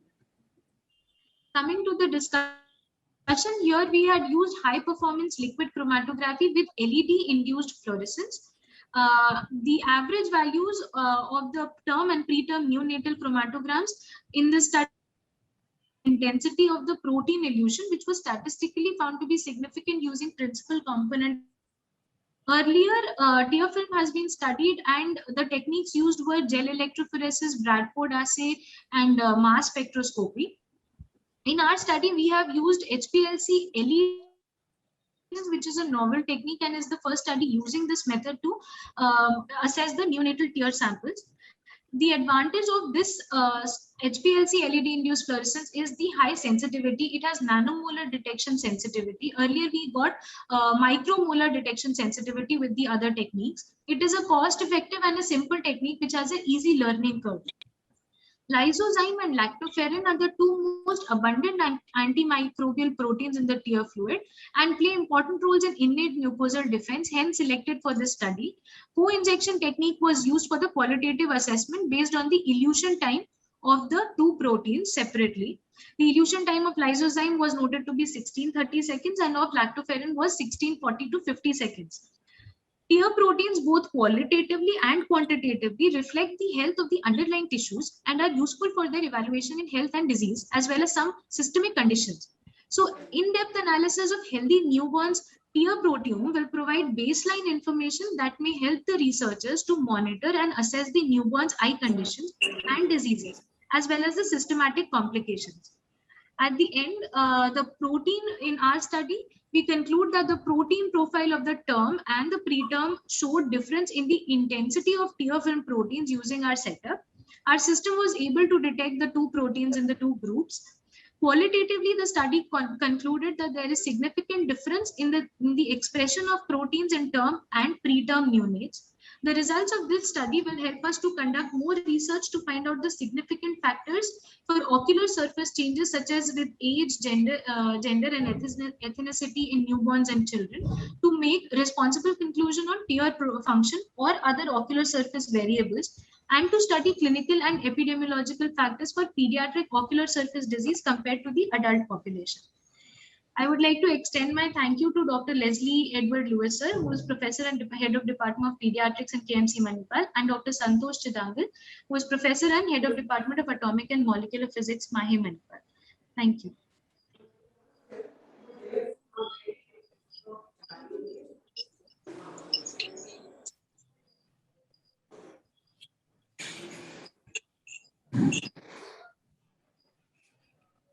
Thank you, Dr. Alicia, for a nice presentation. Thank you, sir. I'm just wondering if there is any higher incidence of the ocular surface diseases among preterm children compared to the term babies. Sir, preterm babies are known to have lesser tear tear production, and also the studies which have been done show that premature babies have lesser proteins which are there.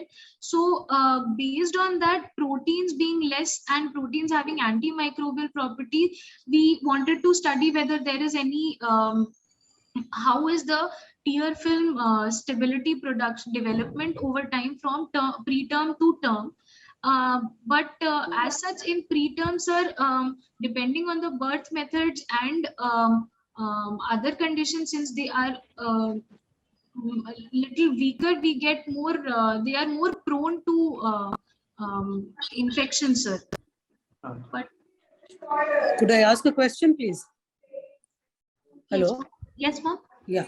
See, what are your references? And the other thing is, neonatal studies usually tend to have a lot more questioning and thing from the ethics committee. Did you face any challenges there?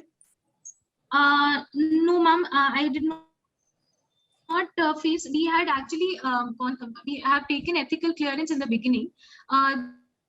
That time we had given the same protocol and we were just asked to. It was done under. We were asked to make sure that it is done under aseptic conditions, ma'am, and in NICU setting. So neonatal preterm babies we were getting in the NICU, but the term babies we for collection we had to wait in the NICU for the term babies to be shifted from the ward for the blood sample collection.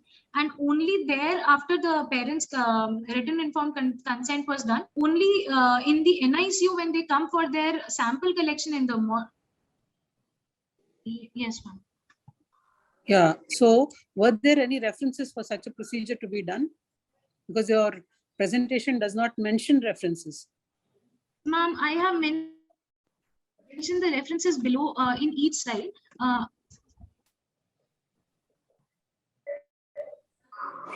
Hello? Yes, ma'am. So in the discussion part, ma'am, my eighth reference is telling about the techniques that were used, which earlier have actually compared the neonatal samples have been collected, ma'am, and they have been compared with adult samples. So there they had used gel electrophoresis and Bradford, which is my eighth reference, ma'am, at the end of the slide in this eighth reference, tear sample collection using cellulose acetate absorbent filters. So ma'am, they had also done this. It was all done in NICU settings. And in during our ethical clearance, we were asked to ensure that it is all done in the NICU setting, which is a area with all aseptic precautions to be taken only after the written informed consent has been taken from the parents or the guardian who is there. So thank you. Thank you. Okay, thank you, ma'am. Thank you. Alicia, Dr. Srinivas again.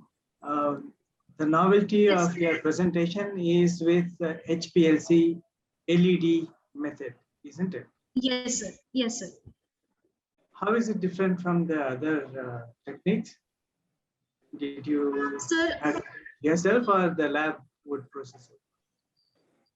So the lab, the Department of Atomic and Molecular Physics, Mahi Manipal sir, they have this setup. They have made up this setup that is initially they had gel electrophoresis and Bradford assay, which is a commercially available kit, and immunofluorescence and all has been used. But this is a new setup which has been made by the department itself, and over there they do the processing, sir, which like they're using LED, which induces the fluorescence of the proteins and then collecting. So the thing is, sir, that this study, this method has to be clubbed with gel electrophoresis or mass spectroscopy to get a quantitative data. Hence, my study is showing the qualitatively assessment of the protein, sir. But this study is very highly sensitive. So with the Sherman strip, because with neonatal tear production being very less, so in 5 minutes we would get around 15 mm to 17 mm, and that had to be diluted and then centrifugation, and we get a very small amount. But still with that small amount, sir, this method was able to pick up, that is, it has a nanomolar detection sensitivity. Earlier, all these methods that were used, sir, they give micromolar concentration. So all the studies that we have, they don't give us nanomolar concentration, they give us micromolar concentration. So it was very sensitive, it was cost effective, and because it was easier to learn, sir, so it was done faster and required less amount of people, sir. But still we need to club it with another technique to get a quantitative data, sir, which was not done because of COVID conditions, could not be done. Thank you. Thanks for your presentation, Doctor. Thank you, sir. Thank you. Next paper. Can we have the next presentation? Dr. Deepak. Hello, ma'am. Is my screen visible, ma'am? Yes. Good morning, everyone.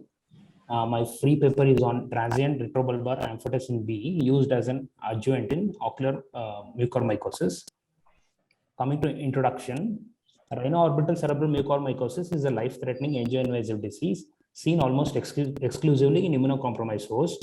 COVID-19 pandemic has found to increase in diseases of mucormycosis being an independent risk factor apart from its treatment from steroids leading to immunocompromised state.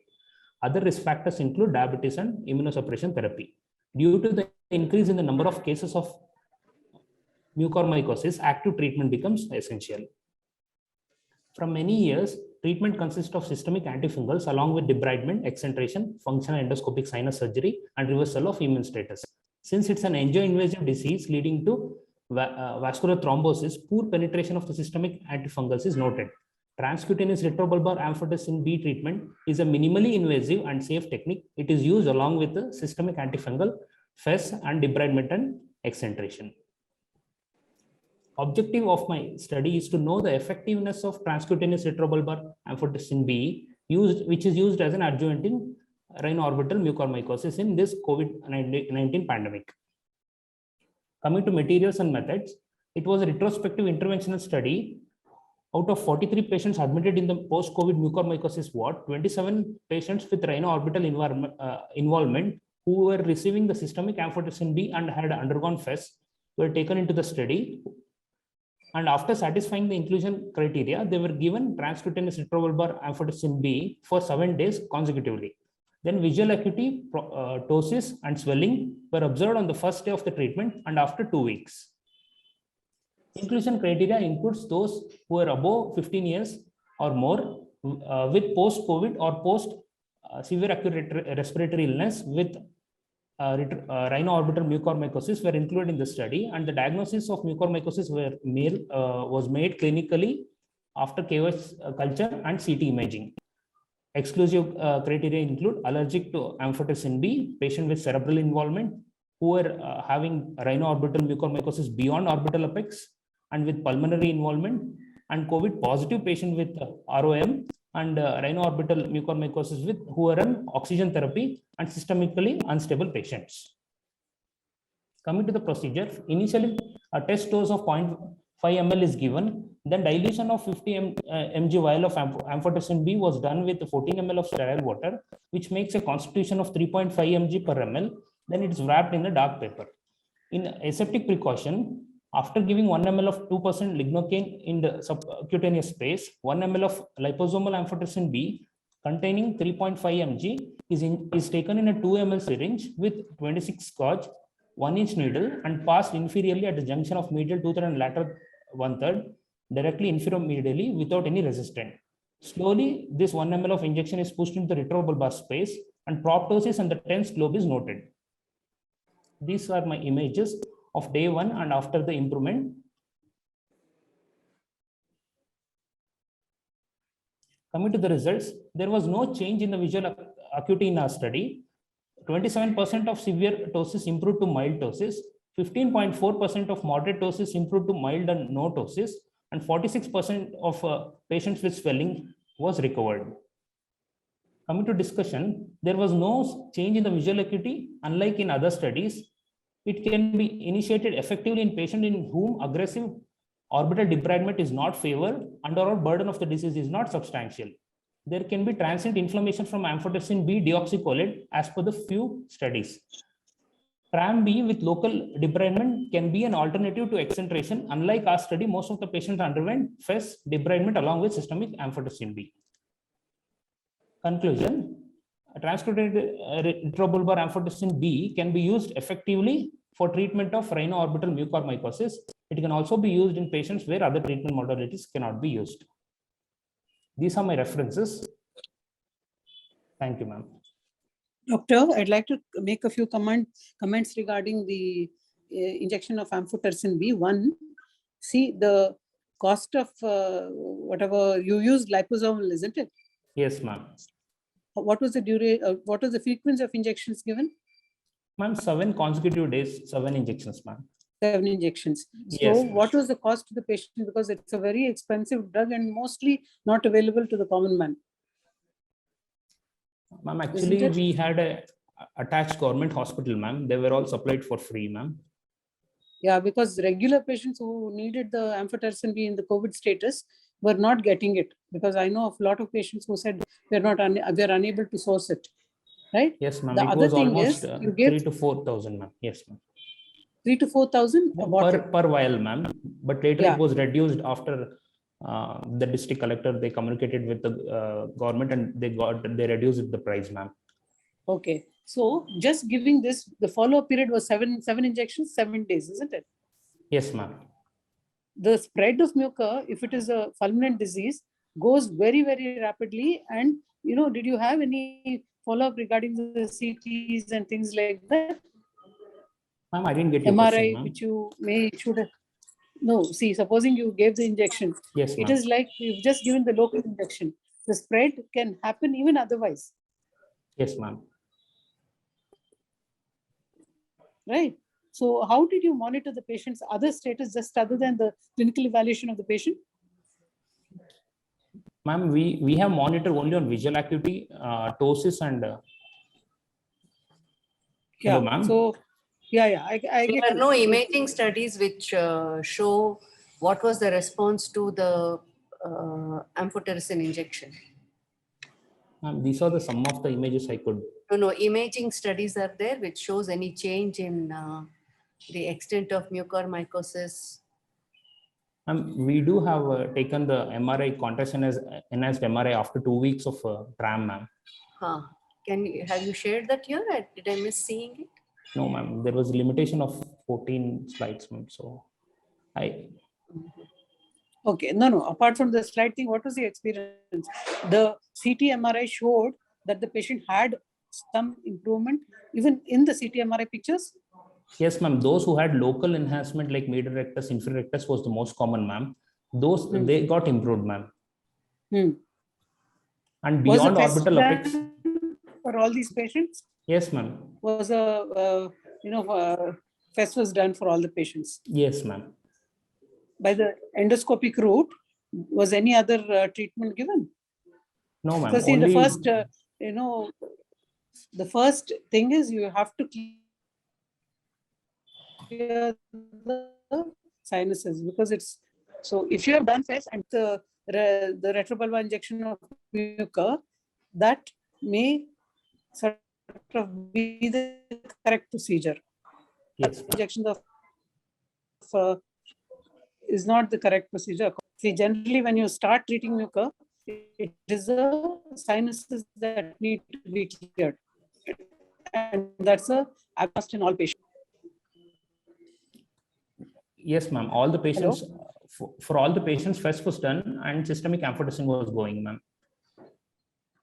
Oh, okay. Any more questions? Sudha? Can you pinpoint here and say that the transcutaneous amphotericin B retrobulbar really helped them, because these patients had even systemic amphotericin B, they also had FES. Ma'am, I have a video of showing the procedure, ma'am. No, since adjuvant, this is like an adjuvant therapy to systemic amphotericin B as well as debridement endoscopically. Isn't it? Yes, ma'am. So is there any patient that can you compare with who did not receive the amphotericin B retrobulbar? Any comparisons are there to how they fared in comparison to those who received amphotericin B retrobulbar? No, ma'am. Almost all patients who had less than stage 3B, we have covered, ma'am. We have given amphotericin, ma'am. Okay. Okay, doctor. Thank you. Srinivas, anything is there? Thank you, ma'am. Okay. So that brings us to the last free paper of this session. Dr. Shantanu Das. Yes, ma'am. Yes, ma'am. I'll just share my screen. Ma'am, am I audible and my screen is visible? Yeah, you're audible. Screen is also visible. Yes, you can move on to your slides. Good morning, everyone. I am Dr. Shantanu Das, and I'll be presenting a case report on posterior medial canthal thermoplasty in the management of long-standing facial nerve paralysis. The paper has been co-authored by Dr. Girish, and I'm from Sankara Eye Hospital, Bangalore. So the ophthalmologist may be the first clinician to see a patient who presents with an acute or a chronic facial nerve palsy. To under such circumstances, the ophthalmologist should make every effort to establish the underlying cause of the facial palsy and should ensure that the patient's cornea is adequately protected. So a facial palsy patient can have devastating effects starting from decreased visual acuity due to corneal exposure, ocular pain or discomfort. There can be chronic lacrimation and epiphora from corneal exposure. Paralytic ectropion can also be there. Cosmetic disfigurement resulting from lower lid sagging, paralytic ectropion, upper lid retraction, difficulties in speech and drooling of saliva while talking. So here I am presenting an elderly gentleman who presented to us with a left-sided long-standing facial palsy, which was more than 5 years in duration. He had medial and a central ectropion. He had a LCT dehiscence, medial canthal tendon laxity, left lower lid horizontal laxity. There was loss of forehead creases. Brow ptosis was evident. Restriction of left-sided brow lift was there. 7 to 8 millimeters of lag ophthalmos. There was 3 millimeter of inferior scleral show, and he had exposure keratopathy in the inferior 1/3 of the cornea. So we planned a surgery, a combined surgery, which consisted of lateral tarsal strip with a lower lid scleral patch graft and a posterior medial thermoplasty. So I'll play this video. So first is the lateral tarsal strip. We did a canthotomy and inferior cantholysis. We continued our dissection. We exposed the lateral orbital rim periosteum. Here we are fashioning the lateral tarsal strip. And we are passing ethibond sutures. So these sutures will be ultimately anchored to the periosteum. So we left the procedure here. We didn't anchor it at this stage. So we proceeded with the scleral patch graft. So the dissection here, as you can see in the video, is being carried out at the inferior border of the tarsus. We are recessing the inferior retractor and the conjunctiva complex. So the dissection has been carried out, and the defect has been measured, and an adequately sized scleral patch graft has been fashioned, and it is being sutured in a continuous fashion.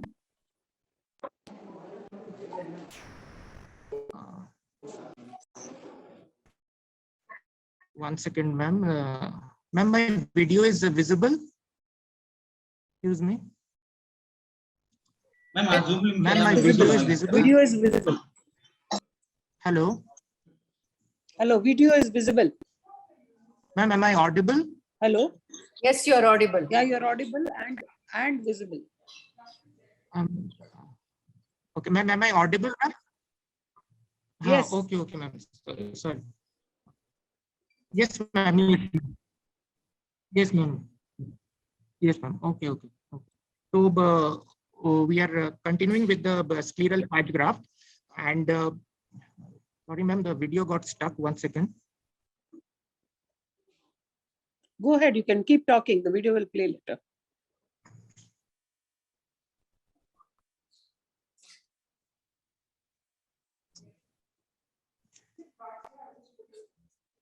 Yes, ma'am.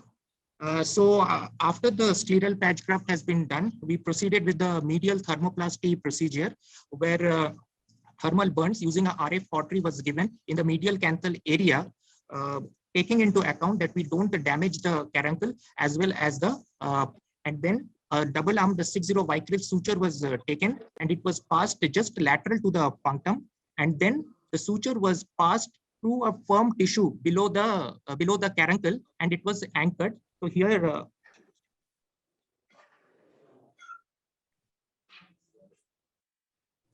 and it was anchored on the skin to achieve tightening of the medial canthal tendon. So here,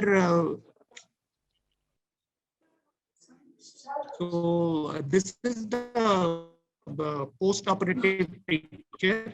So this is the pre-op picture, so where we can see the inferior scleral tissue and the lower lid sagging, and post-operatively, where the lower lid is at the level of the limbus, and also the amount of lag ophthalmos that was there pre-op, which was 7 to 8 mm, it has reduced to around 2 mm in the post-op period with good corneal coverage.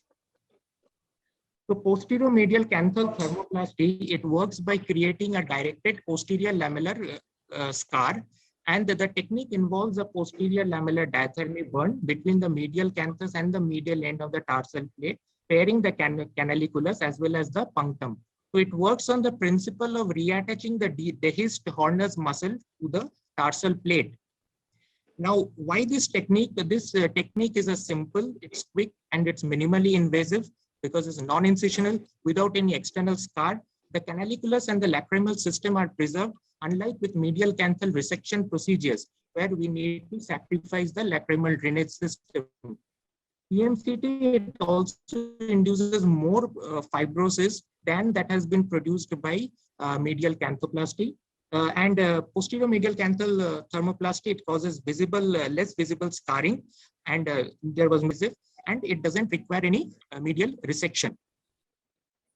So this is the study which I have referred to. There were no Indian studies done on this. So posterior medial canthoplasty was done here.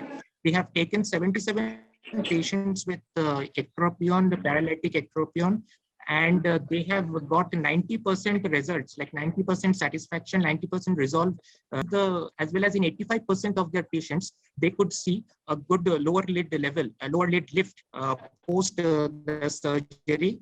And they have followed up their patients for approximately 16 months. In conclusion, PMCT is a simple, safe, and an effective procedure which reduces the medial canthal tendon laxity. It preserves the canaliculus and it can be used as an alternative to eyelid resection procedures in combination with other tightening procedures like lateral tarsal strip and a scleral patch graft or a suborbicularis facelift. Thank you. Hello, can you hear me? Hello? Yes, Manju, you're audible. Yeah, I'm on. Yeah. See, you've done the Hello, thing, but yes, ma'am. Yes, ma'am. Sure. Yes, ma'am. Yeah. I just want you to answer this one question. You showed post-operative Can't hear you, ma'am. picture at the end of 2 weeks. And it does not show like the congestion is. Yes, ma'am. I have. Yes, ma'am. There is lag of thalamus at the end of 2 weeks, which probably will persist in the post-op pictures. It has that reduced the lag of. Yes, ma'am. Yes, ma'am. The lag of thalamus, so it was initially like it was around 8 millimeters. So it has reduced to approximately 2 millimeters. So it has reduced definitely. Yes. And any problems you faced with the scleral? Huh? Yes. Please go on. No problem with the scleral. Yes, ma'am. No problem with the scleral patch graft. What we did is, since we were doing the lateral tarsal strip, we continued dissection along the inferior border of the tarsus. We recessed the retractors and the conjunctival complex, and we measured the defect, and we sutured the scleral patch graft in a continuous fashion to the tarsal plate and to the recessed retractors and the conjunctiva. So after that procedure, we did this thermoplasty because we didn't want to do that medial canthal resection procedures where we need to sacrifice the lacrimal drainage system. So that's why we gave burns in the medial canthal area. So that the dehisced Horner's muscle comes and reattaches to the tarsal plate. This was only for a medial ectropion, isn't it? Generally, the whole lower lid is involved. Yes, ma'am. He also had a central ectropion. So for lifting up the lower lid centrally, we did the spacer graft, and medially we tackled it with the medial thermoplasty. Just as a precaution, you should be very careful when you're handling the medial canthus, because carinthal scarring is very, very annoying and it gives a lot of problems in the long run.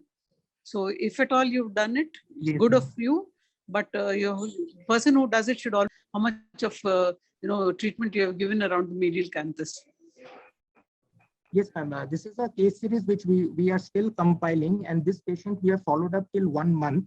So this was done very recently. 1 month, there was no scarring or symphyron formation. We are also taking much more patients because there are no Indian studies on this procedure. The only study that I quoted was done at Moorfields Hospital. So they have followed it up for 16 months and they didn't find anything, any substantial symphyron formation or scarring in their patients, in their 77 patients after 16 months. So this is the, ma'am, if you can see the video, this is the medial thermoplasty burns that were given. So we protected the canalicular system with the Bowman's probe.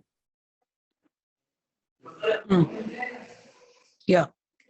Anyway, We because you have such a large, yeah, please go ahead. Srinivas, yes, you can go ahead. Yes, ma'am. Dr. Shantanu Das, this is Dr. Srinivas. Just wondering how the facial nerve palsy is correlated to the action of the harness muscle.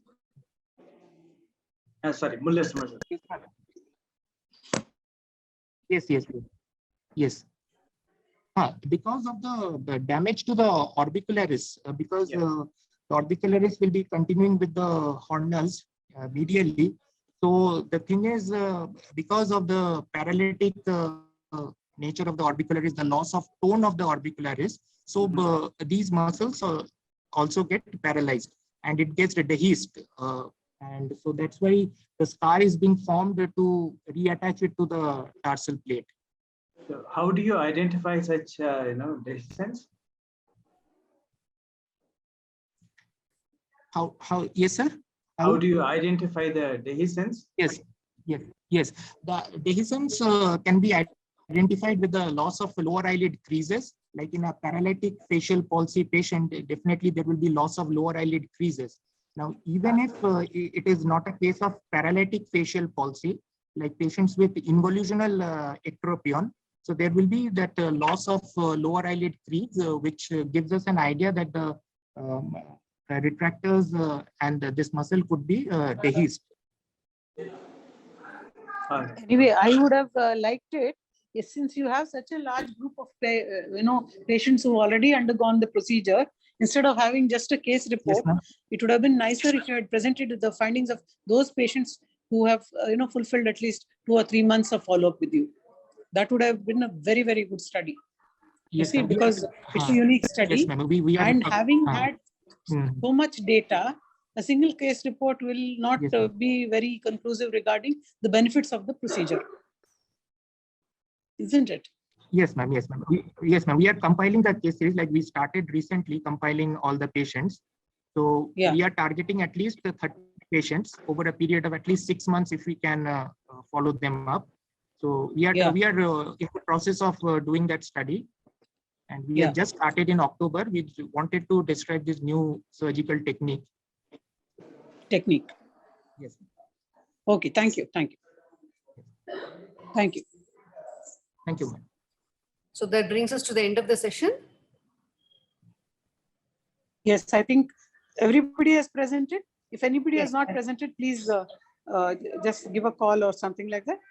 Everybody has presented. According to our list, that was the last presentation. If that is so, then we can close this meeting and then compile the scores to send over to Asha. Yes. Yes. Okay, thank you very much, everyone. All the best to all of you youngsters, and it was a really interesting session. Thank you all. Thank you. All the best to the presenters. Thank you.